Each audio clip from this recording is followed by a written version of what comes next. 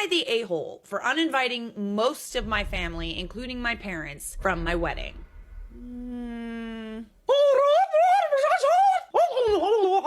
I got married in 2020. Ooh, Corona wedding. It was small and as cheap as I could possibly make it. I had it at a local park, catered with barbecue, sausage, sizzle, KFC, Subway, and a candy/lolly table. Love a lolly. You're for sure from the UK, like 100%. Or just Europe. I had a very strict no alcohol wedding. Okay, period. My husband and I spent just over $1,500 in total for our wedding. Wow, that's actually not a lot. It's definitely getting up there for me.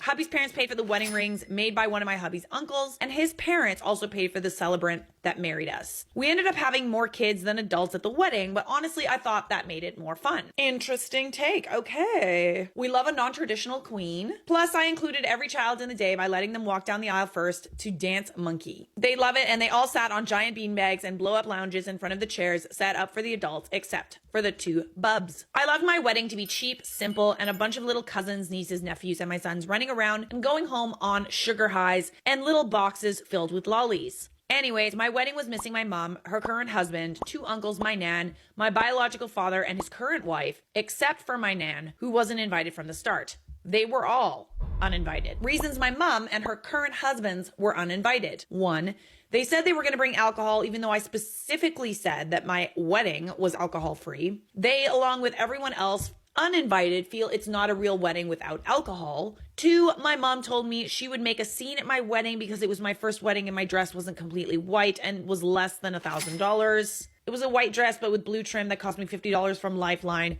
similar to the dress in the pic. Okay, cute. We are a non-traditional queen. I do love the blue trim. Very nice. 3, I said no to her current husband walking me down the aisle.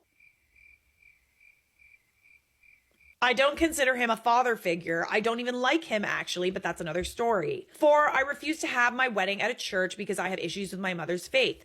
Also another long story.